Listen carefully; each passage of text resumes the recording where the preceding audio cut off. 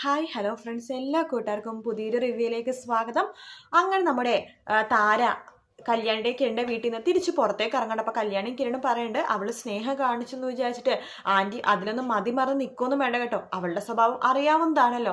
അതുകൊണ്ട് ആൻറ്റി എപ്പോൾ അങ്ങോട്ട് പോയാലും ആദ്യം ഇങ്ങോട്ട് വന്നിട്ട് മാത്രമേ അങ്ങോട്ട് പോകാൻ പാടുള്ളൂ. ആദ്യം അങ്ങോട്ട് പോയപ്പോൾ അവസ്ഥയൊക്കെ ഓർമ്മയുണ്ടല്ലോ.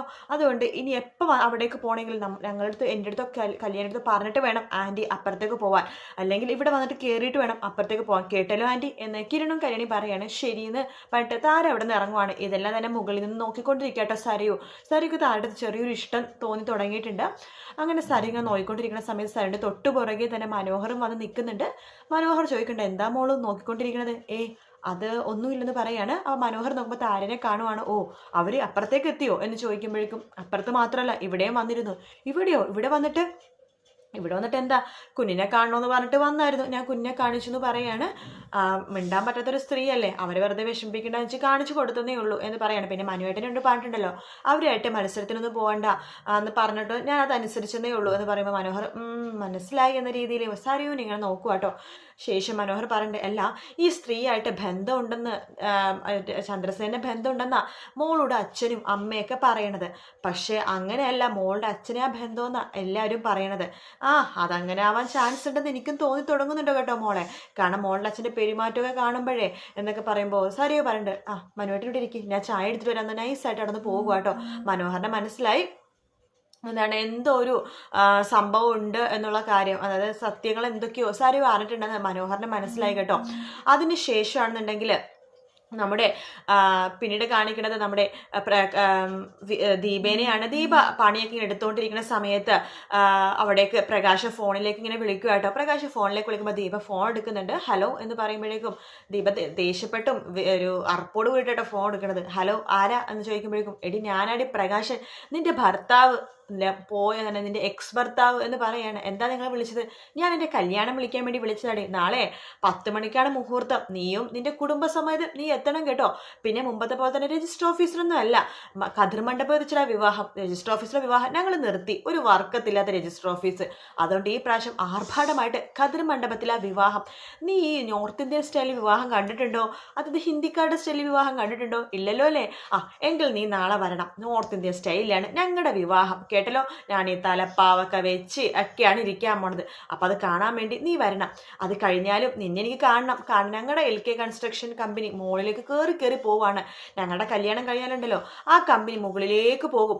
അതിനുശേഷം നിന്റെ കിരണിൻ്റെ കമ്പനി ഉണ്ടല്ലോ അത് നിലത്തേക്ക് ഇറങ്ങും. നിങ്ങൾ പെച്ച ചട്ടിയെടുത്ത് റോഡ് സൈഡിൽ നിൽക്കുന്നത് ഞാൻ കാണോടി എന്ന് പ്രകാശം പറയുമ്പോൾ എനിക്ക് കുഴപ്പമില്ല, എൻ്റെ മരുമകൻ്റെ മോളുടെയും കൂടെ കുടിലിൽ താമസിക്കാനും എനിക്കൊരു കുഴപ്പമില്ല. പക്ഷെ നിങ്ങളെപ്പോലത്തെ ഒരാളെ കൂടെ ജീവിക്കാൻ പറ്റില്ലല്ലോ, അതെന്നെ ആശ്വാസം, വെച്ചിട്ട് പോടോ എന്ന് പറയാണ്.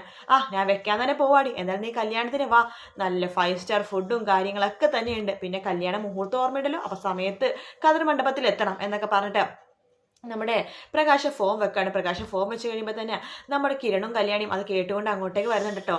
നന്നായി അമ്മേ, ഈ മറുപടി അയാൾക്ക് കൊടുക്കേണ്ടത് ഇങ്ങനെ തന്നെയാണ്. പറ്റുമെങ്കിൽ അയാൾ മുമ്പിൽ നിന്ന് അയാളെ മുഖം അടിച്ചു വേണമെങ്കിൽ അമ്മ പൊട്ടിച്ചേക്ക് എന്ന് പറയുമ്പോഴേക്കും ദീപ പറയുന്നുണ്ട് എന്നാലും എനിക്കൊരു പേടിയുണ്ട്, അയാൾ കല്യാണം വിളിക്കാൻ വേണ്ടിയാണ് വിളിച്ചത്.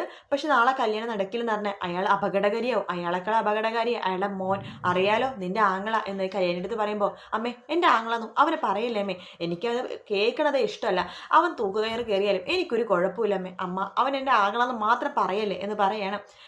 നാളെ എന്തായാലും അവൻ്റെ ലാസ്റ്റ് ദിവസമാണ് ആ പ്രകാശൻ്റെ പെച്ചുചട്ടി എടുക്കുന്നത്, ആരാന്ന് കാണാം. നാളത്തെ ദിവസം കഴിഞ്ഞാൽ അച്ഛനും മോനും അമ്മമ്മയും കൂടി പെച്ചുചട്ടി എടുത്ത് ഇറങ്ങും എന്നൊക്കെ പറഞ്ഞിട്ട് അവരിങ്ങനെ ഇരിക്കുക കേട്ടോ. പിന്നീട് കാണിക്കുന്ന പ്രകാശനെയാണ്. പ്രകാശൻ മണിയറയൊക്കെ ഒരുക്കിയിട്ട് അവിടെ ഇങ്ങനെ ഇരിക്കുകയാണ്. അത് കണ്ടുകൊണ്ട് നമ്മുടെ കാർത്തികയും അതുപോലെ തന്നെ അമ്മമ്മയും കൂടി അങ്ങോട്ട് പോയതുണ്ട്. അല്ല പ്രകാശൻ നീ സ്വപ്നം കണ്ടുകൊണ്ടിരിക്കുകയാണോ? ഇല്ല, ഈ മണിയറയൊക്കെ ഒരുക്കിയതൊക്കെ ജസ്റ്റ് ഇങ്ങനെ നോക്കുമായിരുന്നു.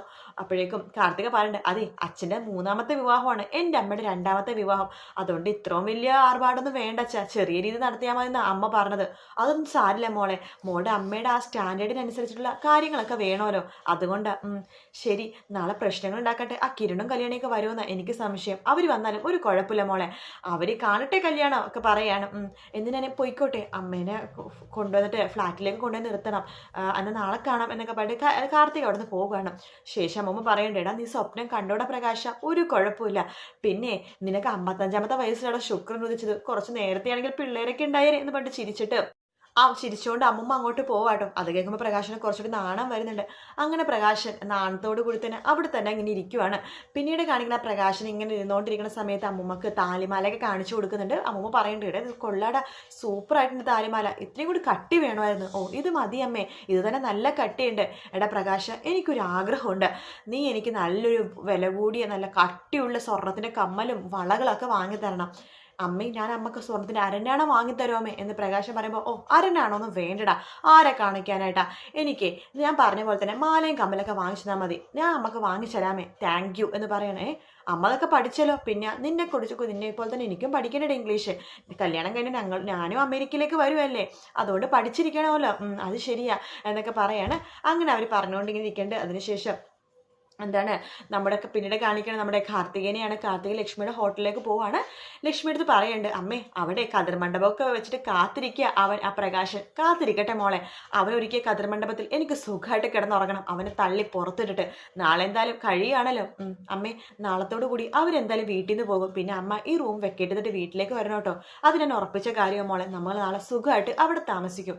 പിന്നെ നമുക്കുള്ള ശത്രുക്കളെയൊക്കെ അമ്മക്കറിയാലോ. പിന്നെ കല്യാണിയും കിരണും പറയുന്നത്, ഈ കല്യാണം മുടങ്ങിക്കഴിഞ്ഞാൽ വിക്രത്തിനെ സൂക്ഷിക്കണമെന്ന്. അവൻ എന്ത് സൂക്ഷിക്കണം മോളെ, നമുക്കുള്ള ശത്രുക്കളെ കുറിച്ചൊന്നും കിരണിനും കല്യാണിക്ക് അറിയാത്തതുകൊണ്ടാണ് അവരിൽ നിന്നൊക്കെ രക്ഷപ്പെട്ടതല്ലേ നമ്മൾ. പിന്നെയാണോ ഈ വിക്രം, എന്നാലും സൂക്ഷിക്കണമേ. അതൊന്നും സാരില്ല മോളെ, നമുക്ക് നോക്കാം എന്ന് പറയണം.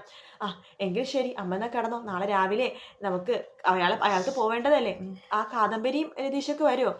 കാദംബരി ചേച്ചിക്ക് പ്രസവ സമയമായില്ലേ, വരാൻ ചാൻസ് കുറവാണ്, എന്നെല്ലാം നിർബന്ധിച്ചിട്ടുണ്ട്. വരാൻ പറ മോളെ, എല്ലാവരും കാണട്ടെ അവൻ ചമ്മി നാണം കിടന്നത്. ഞാൻ പറഞ്ഞിട്ടുണ്ട് അവൻ മാക്സിമം വരും, ആ കാഴ്ച കാണണമെന്നാണ് രതീഷേട്ടനും പറഞ്ഞത്. എല്ലാവരും വരട്ടെ, കാണട്ടെ, അവൻ നാണം കിട്ടി പോണ കാഴ്ച കാണട്ടെ എന്നൊക്കെ പറഞ്ഞിട്ട് ലക്ഷ്മി അങ്ങനെ നിൽക്കുവാട്ടോ. അതിനുശേഷം കാണിക്കുന്നത് നമ്മുടെ പ്രകാശം വീണ്ടും മണിയറയിലേക്ക് ഇങ്ങനെ നോക്കിക്കൊണ്ടിരിക്കുന്ന സമയത്ത് അവിടേക്ക് വിക്രവും അതുപോലെ തന്നെ നമ്മുടെ ഭാരണനും വരുന്നുണ്ട്. അപ്പോൾ ഭാരണം പറയുന്നുണ്ട്, പ്രകാശം മുതലാളി എല്ലാ സാധനവും വാങ്ങിച്ചിട്ടുണ്ട് പ്രകാശൻ സാർ എന്ന് പറയാണ്. പ്രകാശം അപ്പോൾ മുഖത്തേക്ക് നോക്കുമ്പോഴേക്കും ഭാരണം പറയണ്ട, അല്ല സാറെന്ന് വിളിക്കണമെന്ന് മോൻ പറഞ്ഞിരുന്നു വിക്രം സാറേ. അത് ഞാൻ നിന്നോട് പറയാൻ നിൽക്കുമായിരുന്നു, ഇനി മുതൽ ഞങ്ങളെ സാറേന്നാണ് വിളിക്കേണ്ടത്, നിനക്ക് നല്ല സാലറിയൊക്കെ തരുന്നില്ലേ. അതെ, അതുകൊണ്ട് കുറച്ചും ചുമച്ചിരിക്കുന്ന ഈ പ്രായത്തിൽ ഈ ജോലി കിട്ടിയത് തന്നെ ഭാഗ്യമെന്ന് വിചാരിക്കേ. പിന്നെ കല്യാണം കഴിഞ്ഞാൽ ഞാനും ലക്ഷ്മിയൊക്കെ എന്തൊരു ടിപ്പ് തരാം നിനക്ക് എന്ന് പറയുമ്പോഴേക്കും വിക്രം പറയണ്ട്, എന്തിനാ ടിപ്പൊക്കെ കൊടുക്കണത്, അയാൾക്ക് ടിപ്പൊന്നും കൊടുക്കണ്ട, കാർത്തിക ചേച്ചി ഇടയ്ക്കിടയ്ക്ക് ടിപ്പ് കൊടുക്കുന്നുണ്ട്, പിന്നെ സാലറിയും കൊടുക്കുന്നില്ലേ, അപ്പം തന്നെ സേവിങ്സ് ആയി, അതിൻ്റെ ആവശ്യമൊന്നും ഇല്ല ചാ, എന്നാൽ പോവാൻ നോക്ക്. അല്ല മണിയൂർ ഒരുക്കാനായിട്ടെ നാളെ വരണ്ടേ, നിന്നൊരുക്കാൻ വേണ്ടി വരണ്ടേ. പിന്നെ വരണം, നാളെ രാവിലെ നിങ്ങൾ വരണം പറയണ എന്ന് പറയാണ്. ശരി, എന്നാൽ ശരി, ഞാൻ ഇറങ്ങട്ടെ, നിന്റെ അഹങ്കാരമൊക്കെ നാളത്തോടെ തീരോടാ എന്ന് പറഞ്ഞിട്ട് ബാലണ്ണനെ അവിടെ നിന്ന് പോകുക കേട്ടോ. ശേഷം വിക്രം പറയണ്ട, അച്ഛാ ഈ ബാലൻ നമ്മുടെ കൂടെ നിർത്തുന്നത് അത്ര നല്ലതൊന്നുമല്ല കേട്ടോ, അയാളെ ഹോട്ടലിരിക്കുന്ന സമയത്ത് എൻ്റെ കൂടെ ഭക്ഷണം കഴിക്കാൻ വേണ്ടി കയറി ഇരിക്കാൻ പോയി, ഞാൻ സമ്മതിച്ചില്ല, നമ്മളെവിടെ ഇരിക്കുന്നു അയാളെവിടെ ഇരിക്കുന്നു, അത് നന്നായിട്ട് മോനെ എന്ന് പറയാണ്. മുമ്പ് ഇയാളുടെ കൂടെ വർക്ക്ഷോപ്പിലിരിക്കുന്ന സമയത്ത് എന്നെ എത്രമാത്രം ഓടിച്ചിട്ടുണ്ടെന്ന് അറിയാവോ ഇയാൾ, 4 എണ്ണം മാത്രമേ പൈസ തരുള്ളൂ സാലറി എച്ചി എന്ന് പറയാണ്. അയാൾക്ക് ഇപ്പോഴും കല്യാണം എടുത്ത് ഒരു ചായ വേണ്ട, ഹോട്ടലിൽ വന്നപ്പോഴേ കല്യാണിയും വന്നിരുന്നു, ഞാൻ പറഞ്ഞിട്ടുണ്ട് അവരുടെ അടുത്ത് നാളെ കല്യാണത്തിന് വരണമെന്നൊക്കെ, എല്ലാവരും വരട്ടേടാ, കല്യാണം ആർഭായിട്ട് കാണട്ടെ. പിന്നെ മുത്തശ്ശി എന്ന് പറഞ്ഞിട്ട് അമ്മൂമ്മനെ വിളിക്കുക. മുത്തശ്ശിയോ? അതെ, കാർത്തി ചേച്ചി അമ്മൂമ്മനെ മുത്തശ്ശി എന്നല്ലേ വിളിക്കണത്, അപ്പം ഞാനും അങ്ങനെ വിളിക്കുള്ളൂ, സ്റ്റാൻഡേർഡിനെ കുറച്ച് മുത്തശ്ശിയാ നല്ലത് എന്ന് പറയാണ്. അതെ, അപ്പം നാളെ നമുക്ക് എന്തായാലും അടിച്ച് പൊളിക്കണം. അച്ഛാ മാലയൊക്കെ ഇത് പോരെ, ഇതെങ്ങനെയുണ്ട് എന്ന് കാണിച്ചിട്ട് മാല ഇങ്ങനെ, അതായത് കഴുത്തിടുന്ന പൂമാലയൊക്കെ കാണിച്ചു കൊടുക്കുകയാണ്. എൻ്റെ മോൻ വാങ്ങിച്ചതല്ലേ, സൂപ്പറായിട്ടുണ്ടെന്ന് പ്രകാശൻ പറയാണ്. അപ്പോൾ പ്രകാശ നാളത്തോടു കൂടി തന്നെ കമ്പനിയൊക്കെ മോൻ്റെ പേരിൽ എഴുതി കൊടുക്കണം കേട്ടോ. അത് അമ്മ പറയേണ്ട കാര്യമില്ല, ലക്ഷ്മി എൻ്റെ ജീവിതത്തിലേക്ക് വന്നോട്ടെ. ആദ്യം ചെയ്യാൻ പോണത്, ഞാനും ലക്ഷ്മി അമേരിക്കയിലേക്ക് പോകുമ്പോൾ ഇവിടുത്തെ കാര്യങ്ങളൊക്കെ നോക്കാൻ വേണ്ടിയിട്ട് വിക്രത്തിന് വേണ്ടി കമ്പനി എഴുതി കൊടുക്കണമെന്ന് ഞാൻ പറയും, ഇവനെ തന്നെ അമ്മ കമ്പനി ഏൽപ്പിക്കുള്ളൂ എന്ന് പറയാണ്. അത് കേൾക്കുമ്പോഴേക്കും വിക്രത്തിന് ഭയങ്കര സന്തോഷമാവുന്ന ഭാഗത്തോട് കൂടിയിട്ടോ എപ്പിസോഡ് തീരുന്നത്. വീഡിയോ ഇഷ്ടപ്പെട്ടെങ്കിൽ ലൈക്ക് ചെയ്യുക, സബ്സ്ക്രൈബ് ചെയ്യുക, കമൻറ്റ് ചെയ്യുക. മറ്റൊരു വീഡിയോ ആയിട്ട് വീണ്ടും കാണാം. Take care, bye bye.